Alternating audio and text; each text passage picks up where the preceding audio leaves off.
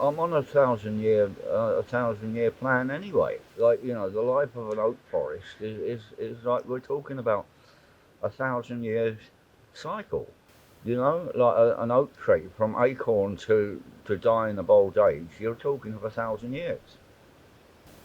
What is actually happening is all over the world there are little individuals like me who have been fortunate enough to have acquired little bits of relatively untouched nature.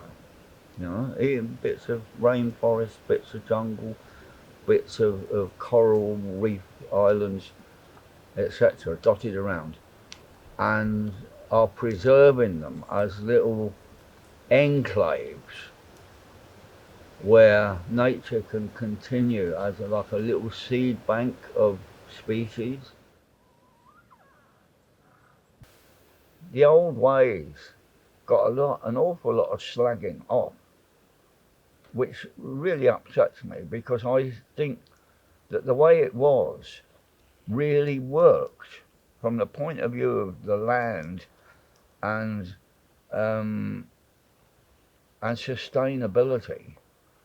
The way the estates worked, and I've been on a lot of different estates, both living estates and abandoned estates, and the way they functioned, they worked. Each one was an independent little ecosystem,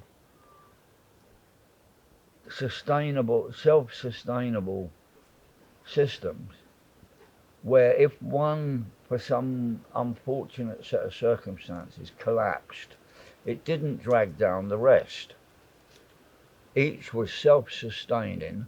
It had its own craftsmen, its own workmen, um, its own balance of harmony between agricultural land, grazing land, natural forest, natural resources, sporting, all, and it was all self-contained, and it worked for hundreds and hundreds of years.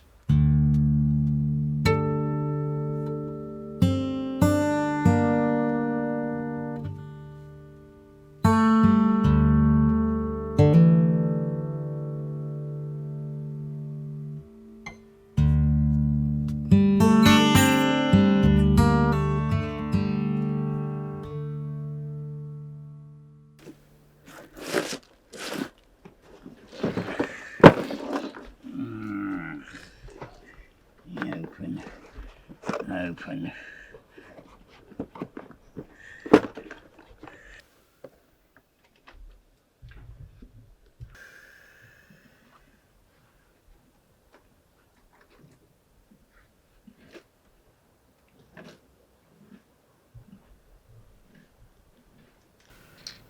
A shallow one, a rod for shallow water.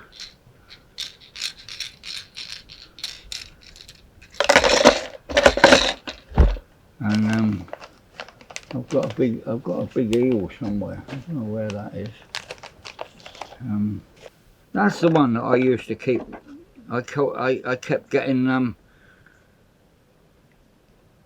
fish taking on that, and they kept chewing it, and I couldn't hook them. You know, my collection of rods. Whew, where are they? In the corner of my workshop, there's a bundle that is so big that I have to make a diversion to get past.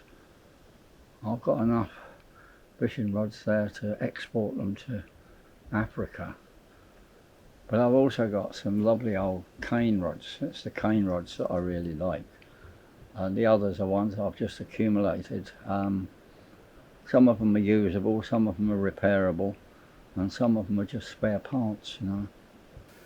I'm a bit casual with my rods. I leave them in the boat for the whole summer and stuff like that. And yeah, you can't really do that with cane rods. Now, I've got cane rods now. I've got some lovely ones, but I daren't use them in case I break them. Now, I just look at them and dribble over them, you know.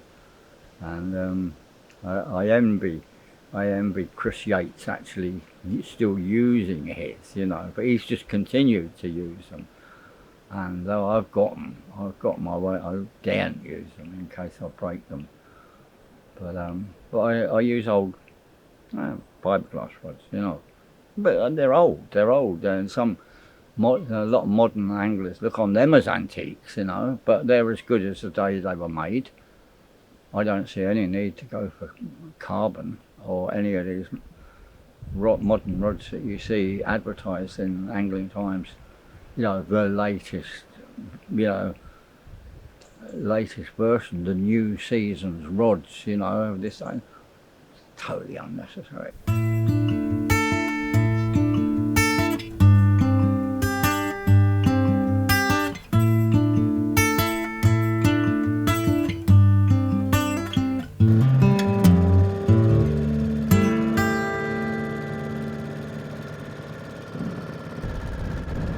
Even today, there's a huge trout that has never been caught. Now, he's not 30 pounds, but he is a very, very big trout, probably 20 or more. He's been seen a number of times by various people cruising around in sunny days. He's never, as far as I know, he's never taken a bait or a fly, but he's there. Trout are like that. They're very territorial. They'll get one spot and they'll live in that one spot for their whole life. And if it's the sort of spot that would support a really big trout, you know, plenty of food nearby, small fish nearby, and plenty of shelter for when he's not feeding, he'll stay there by that same rock or hole until he dies of old age. There are trout out there. There was one caught last year by a pike angler, 21 pound. It was also caught on a bright sunny day when nothing else was feeding. It was the only fish of the day, 21 pound, caught by a French tourist and returned. And they're still in it.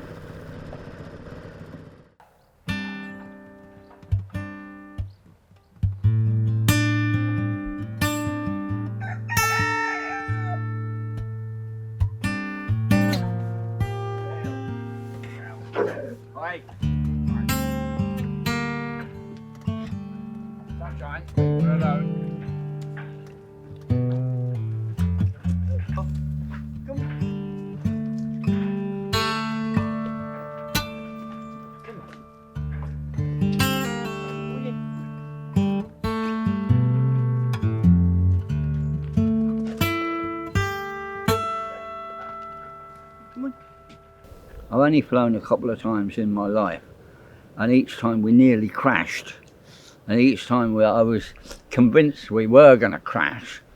The first time I was in a small little aeroplane, small little propeller plane, and we nearly flew into a cliff face off the coast of Alderney in the Channel Islands. And what I didn't realise was that the pilot was relying on the updraft at the cliff face, and he flew straight at the cliff face, and there's a seagull, and then we went up like on a thermal, and the airfield was right on the edge of the cliff, and taking off to go the other way, he just flew straight off the end of the cliff. That was the first time, and I was terrified. And then the other time I was flying into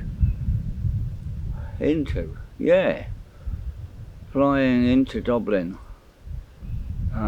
We were flying to Bristol, and we flew from Shannon to Dublin in a Boeing.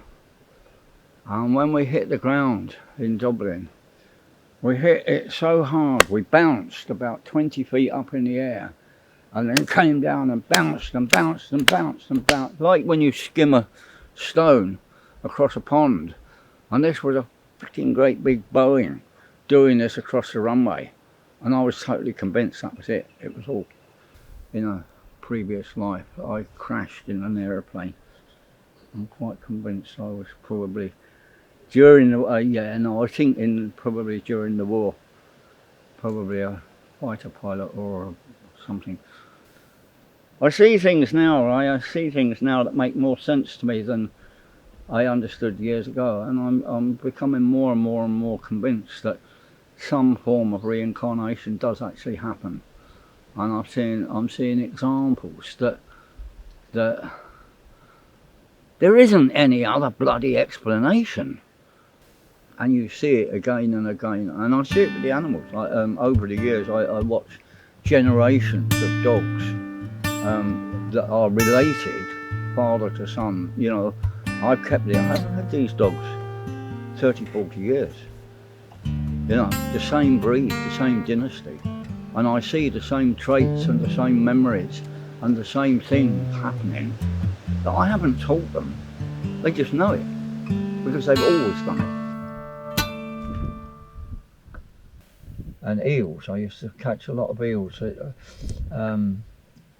on single little set lines that were, well, I used to eat them myself, but I sold them. I sold them to the tourists, to the boat people, and that would pay for my cartridges and stuff, you know. That was good time, you know. That was real, you know, living off the land stuff, you know. We live well. We had ducks and all various, you know, all kinds of stuff. Rabbits, hares, coypu. We used to eat coypu, hunted coypu. They're good to eat. I never seen any. Well, I did one time, but and to be quite honest, I didn't go near it because I wasn't really. But I was coming back in the night one time, and it was misty and dark. Coming back from Scariff, you know, kind of winter time and horrible.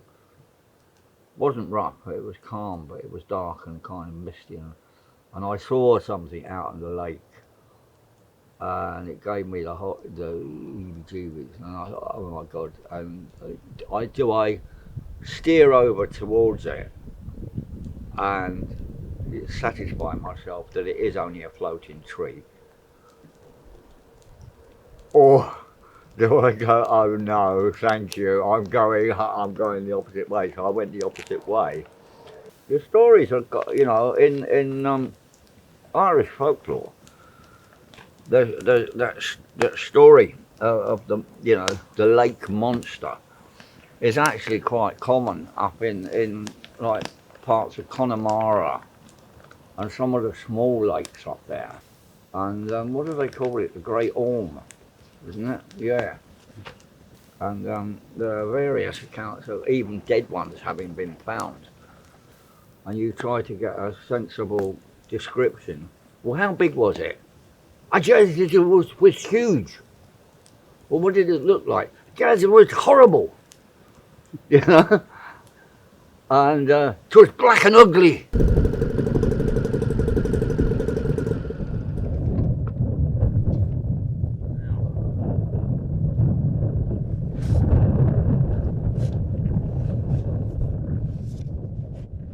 When the family in the north, when they lost they were very wealthy, and they were coach builders, and coach building and boat building are kind of nearly the same techniques, you know. That was the same, and they lost their money and their land in the 19th century because of politics and shit that was going on up in there then, and they spread out, and one went off to Canada and was never heard of again.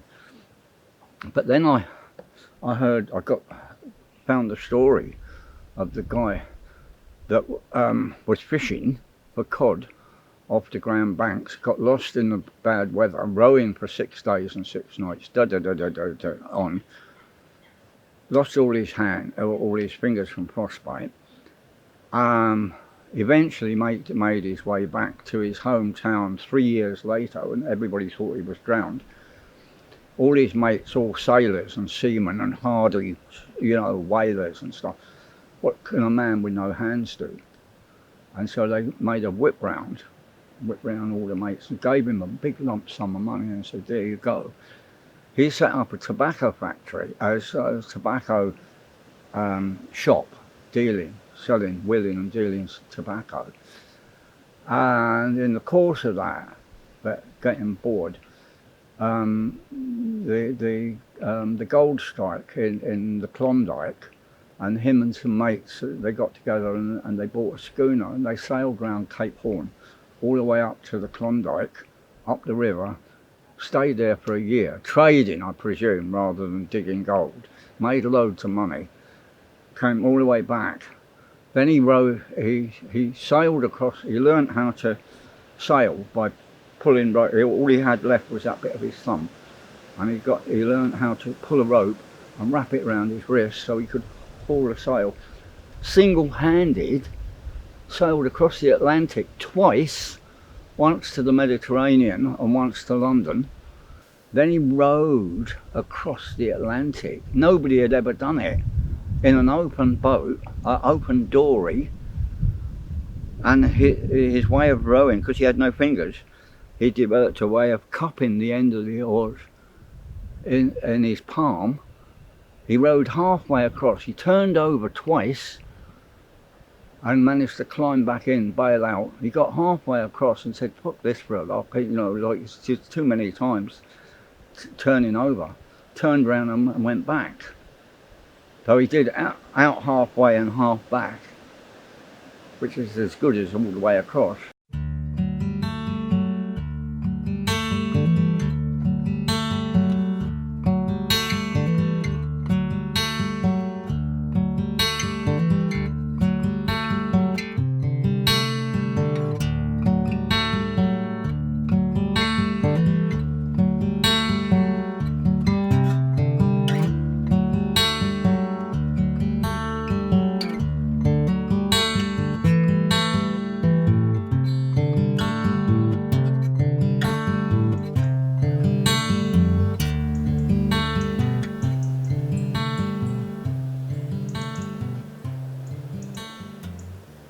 The family in London, seeing an advert in a newspaper, looking for put in by an American lawyer, was looking for people of this particular name, because somebody had died in America with no heirs.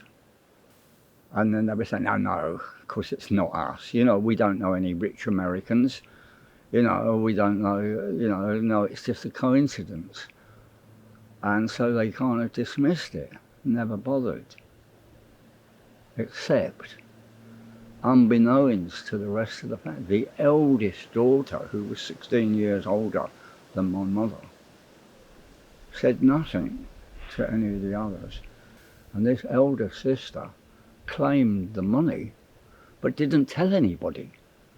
And she never married, and she was an old maid, and I remember her as my auntie, and she was an old kind of smelly old lady that lived in one room, didn't tell anybody, but she had this like bucket full of money under the bed, so to speak. Wasn't discovered until she finally died, and found she was loaded, absolutely stinking.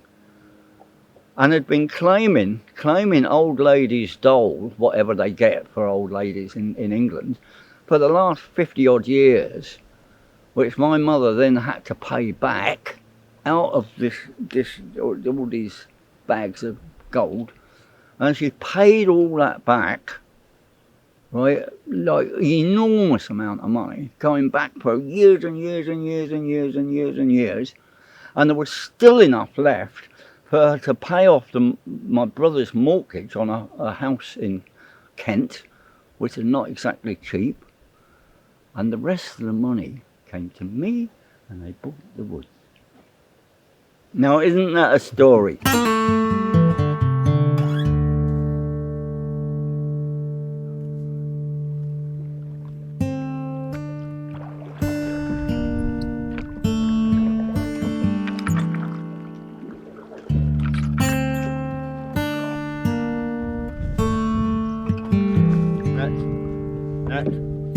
net.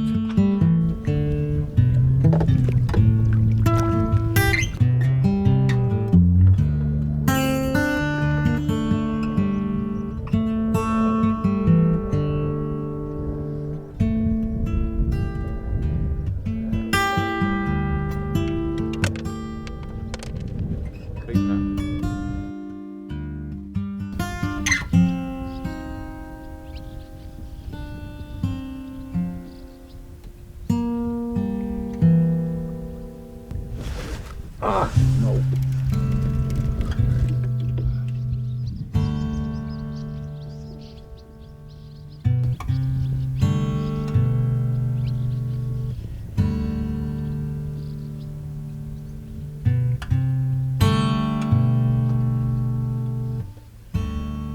One of the golden rules is the air has to be warmer than the water, whatever time of the year. If it's the other way round, you get a chill on. Chill, it puts off the fish completely, whatever you're fishing for, you know. Anyway, time to go home.